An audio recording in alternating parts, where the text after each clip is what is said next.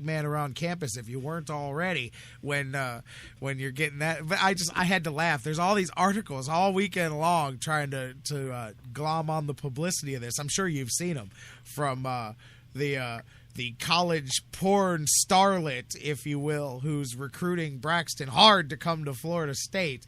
And she said she'd bring all of her porn friends to the game. But anyways, I say, hey, man, that's a whole new aspect of recruiting here now. We've gone past just the friends of the program now, man. We've got... that's right. It brings to mind the Ava Devine story. Yes, that we went through previously. But these are college kids. Talk about your illegal benefits. Yeah. Talk about your improper benefits. Exactly. That's right. She said she'd wear that man's jersey in her next film if he comes to Florida State. I said, man, we're literally pulling out the big guns here. Double D's, man. But anyways, Braxton Miller, gotta be, hey, man, you only live once, baby. You're only a college superstar once. But I get a kick out of that. I'm like, hey, talk about getting street cred. He's got some street cred after that, man, with the boys, at least, around the locker room. But anyways. Yeah, that's true. I had not heard about that particular you didn't? It's all over. Being dangled. I know that Braxton, I'm sure, will be getting some overtures. I'm not even sure how that either does or does not run afoul of NCAA regulations. The fact that he has graduated and would be free, I guess, to explore those doesn't have at other schools. I'm not sure how the NCAA views that, the conversations that might go back and forth either openly or covertly. Yeah, I'm sure that there were rumors that Duke was interested in bringing him down there, and heard rumors about even Oregon and Arizona and some other places. But like I said, nothing. You don't know that is. Oh, okay. Nothing you can grab a hold of and say this is evidence that this has happened. Oh, no. You grab a hold of her. It's made out of silicone and all of that stuff. Let me tell you. It might slip right off, but you can grab hold of it. Okay. If you're not familiar, I'm shocked. Just real quick, for people wondering maybe you're like Dan. Maybe you don't know the story. It's been out for the last week or so. Mia Khalifa. She's one of my people. She's Lebanese American. Actually, for those of you that don't know, I'm also Lebanese. She's a college student at Florida State that became a self-made porn star. She's one of those internet sensations, and actually, she's very controversial worldwide because in the Middle East, there's people that want to cut off all of her body parts because she's mocking her religion as far as some people are concerned. She wears the thing during her performances. I can't think of the name of it. The headgear, the hijab. The hijab. Yeah. Okay. Yeah, she wears that during her videos. There's people that would that do bad things to her, and not in a funny way if she ever went to the wrong part of the world. But anyways, so she's like this internet sensation. She's only like 21 years old. She put stuff out all weekend long about recruiting Braxton, and she'd bring all of her porn friends to the games, and she'll wear his jersey during her newest movie, and she's offered all kinds of improper benefits if he comes and plays there. And I'm like, well, first off, it's funny that it's Florida State anyway, but anyways, yeah, that's what I was referring. Since you didn't know the story, it's all over. Yeah, her name is Mia Khalifa, and it's been all over the place here, but she's actually quite a controversial little thing worldwide. Yeah, very interesting. I wonder if Jimbo Fisher's okay with all that, or whether he even feels he needs a quarterback. Obviously, Florida State recruits as well as anybody. I'm sure they got 3 all-state 4-5-star players ready to step in and play QB for him. But yeah, we'll see how that goes. I just can't see Braxton being anywhere but Columbus next year. That's where I'm at, too. All joking aside, man, it just seems like a lot of work for not even a guarantee that he will be able to play there. And I think he finishes what he started. He strikes me as that kind of guy, but we'll see, man, too. Because as you said, I don't even know that he wants to necessarily come back as a quarterback. You never know where his body takes him here over the next 6 months or so. But getting back to tonight's game here. I was just going to say, let's remember, too, that he injured his shoulder, not his legs. And right. I think even if he's not the starting quarterback, as I said, if he's not going to start for me, he's automatically my kickoff and punt returner and my wing back and my slot back and my wide receiver and and I'm going to get him on the field because he will score touchdowns for you, even if he's not taking the snap from center. So that's talk about using Devin Smith, using different guys as being able to throw out of the pitch and things like that. Oh, there you go, right there, custom made for a role like that. Talk about a dual threat person that you would have to worry about there. And I'm sure you think Urban Meyer's not playing ideas like that in his head too. So definitely, that's my thinking. That's my thinking. Let Urban Meyer deal with the problem of having J.T. Barrett and Braxton Miller and Cardale Jones all on his roster. He's probably salivating just at the thought of it. How about Cardale, by the way? This week, the other day, talking about, 80, 85 yards on the fly. That rifle arm that he's got, man. I'll tell you what. I was joking with some buddies. I guess this will be the one way to sneak the Browns into this conversation. I said, look, as much as that Brian Hoyer thing got over, imagine Cardale Jones coming back home, but he's bringing a cannon with him. We could run that narrative again. But all joking aside, Cardale Jones, man, going to be center stage here on this one. What do you expect to see out of him? Do you think the moment's going to be too big, or do you think the kid's ready?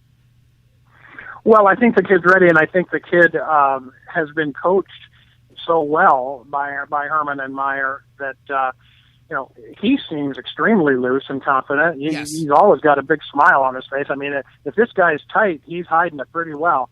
I just think that the offense is so scripted and structured and diverse, and he's got so many weapons around him. He knows his job isn't to win the game by himself. A lot of people are looking at Devin Smith as a very big key to this game. I would have to agree with that. Yes, Cardale can throw the ball 85 yards, and he probably won't need to throw it quite that far to get the ball to Devin Smith. People think that if there is a real Achilles heel in the Oregon defense, that's what it is. They're corners down the field, deep, defending the deep ball, and just the secondary in general. So I think Cardale's going to be winging the ball around, but in that controlled, offense where we're gonna both do the same thing. We're gonna make the other team defend the whole width of the field, get the ball to the perimeter. I think they might have more success running the ball up the middle against Oregon than they did against Alabama. Although we did pretty well with Ezekiel Elliott, even at that against the Crimson Tide, but. Sure, I think Cardale's equal to the moment. I think, here's a guy who's, had 2 starts his entire career, a Big Ten championship game and a national semifinal. What, he's going to be awed by the moment? I don't know. I can't see that happening. And I'll tell you what, we started out that little chat calling him the kid a couple of times, man. He looks like he's 50. When you look at him sitting up on the stage, he's a grown man in a young man's body. He's definitely that's right. He's the Greg Oden of football. Yes, right now. Greg Oden of football. Exactly. That's right. I saw him on the stage, and I'm like, man, that dude looks about 40 and ready to go out there and kick some tail, man. He does not look like a college kid up there, man. Yeah, and the size, I marvel at the size of his hands and the size of his head. He's just got this massive head. But and that's the thing that makes some people think that with the quarterback traffic jam there in Columbus, that the Cardale might be the guy at 22 years old and having 3 years in the program already, that he might be the guy that elects to come out early and become an NFL pro. And certainly from a size standpoint, he'd be the anti-Manziel in Cleveland. Instead of a guy that's going to go down when someone breathes hard on him, he's going to be the Ben Roethlisberger type of guy that can stand in the pocket, take some of that physical beating that NFL quarterbacks take, and stand in and throw the ball. So it's conceivable. And by the way, going back 1 second to Braxton for just a second, some people that are connected to the program that I'm in touch with have said that it's probably much more likely that Braxton will declare for the NFL draft than it is that he will transfer to some other school. I still think the odds are that he'll be back in Columbus, but people that know the people around the program are saying that they think it's a much higher likelihood that he declares for the draft and comes out, and that some of the NFL teams that they've been talking to about Braxton Miller have him on their boards as a wide receiver as opposed to a quarterback. So I thought that was all interesting stuff. That is all very interesting stuff, man, and that's all stuff to watch play out after this game here. And you mentioned Cardale there, man.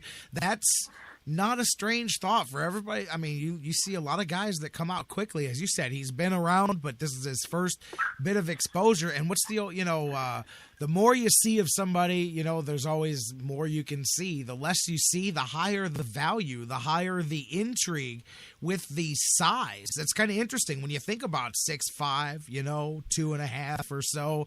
Man, with the size and a very small body of work, you wonder what kind of an intrigue and a market, because you know how the draft, everybody builds, you get those late risers. I could see Cardale Jones being the kind of guy, and this is way speculation, but let's say he's shocked the world. Let's say the Buckeyes win this thing. Cardale Jones says, you know what? I don't think my stock could be any higher than if I was to just pull out and go into the NFL right now. I could see him being a late riser as far as that guy that all the talking heads work up the charts until before you know it, he's in some ridiculous stratosphere of the draft because of his size, his measurables, and his intangibles. Yeah, I think that could happen. The NFL scouts will always tell you, if you're not a top 10 pick quarterback or whatever, it would be best to go back and get more starts. They want to see a larger body of work as a college player, and they have some good numbers about the track records of players that QBs that come out early versus ones that stay for their full 4 years. But another factor in that decision for Cardale certainly is going to be, does he even project himself as the starter at Ohio State next year?